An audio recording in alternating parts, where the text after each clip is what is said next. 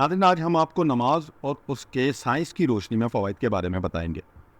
نماز کے جسمانی صحت کے حوالے سے اگر ہم بات کریں تو سجدہ اور رکوع نماز کے دوران رکوع اور سجدہ کرنا جسم کے مختلف حصوں کے لیے مفید ورزش ہے۔ رکوع کے دوران ریڑھ کی ہڈی اور کمر کے عضلات کو کھینچا جاتا ہے، جبکہ سجدہ کرنے سے خون کی بہتر گردش ہوتی ہے، پٹھوں کی مضبوطی ہوتی ہے۔ نماز میں جو مسلسل اٹھنے بیٹھنے اور جھکنے کی حرکات ہوتی ہیں وہ پٹھوں کو جوڑوں کے لیے مفید ورزش ہے، خاص طور پر ٹانگوں، بازوؤں اور کمر کے لیے۔ خون کی ورزش سجدے کرنے سے دل کا نیچے ہونا دماغ میں خون کی بہتر فراہمی کا باعث بنتا ہے، جو ذہنی دباؤ کم کرنے اور توجہ مرکوز کرنے میں مددگار ہوتا ہے۔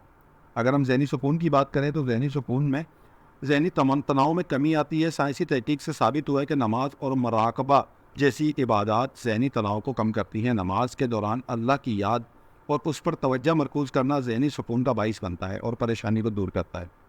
ارتکاز میں اضافہ: نماز کی باقاعدگی سے ادا کرنے سے انسان کے ذہنی توجہ میں اضافہ ہوتا ہے، یعنی اگر ہم میموری لاس کی بات کریں تو اس میں بھی ہمیں فائدہ ہوتا ہے۔ اگر دل کی صحت کی بات کریں تو دل کی صحت نماز کے دوران جسم میں خون کی گردش بہتر ہوتی ہے، جو دل کو تقویت دیتی ہے اور خوشی اور اطمینان ملتا ہے۔ روحانی فوائد اگر دیکھا جائے تو نماز میں عبادات کا روحانی پہلو دل کو خوشی اور اطمینان فراہم ہوتا ہے۔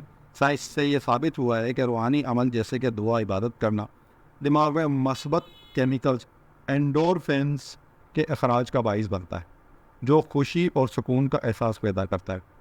باقاعدگی اور ڈسپلن پیدا ہوتا ہے، انسان کے اندر ڈسپلن آتا ہے، نظم و ضبط آتا ہے۔ سماجی فوائد: اگر ہم سماجی فوائد دیکھیں تو اجتماعی طور پر جو نماز پڑھی جاتی ہے اس میں سماجی تعلقات کو بہتر اور مضبوط ہوتے ہیں۔ نتیجہ: نماز نہ صرف ایک روحانی فریضہ ہے بلکہ ایک جسمانی اور ذہنی فوائد بھی اس کے بہت زیادہ ہیں۔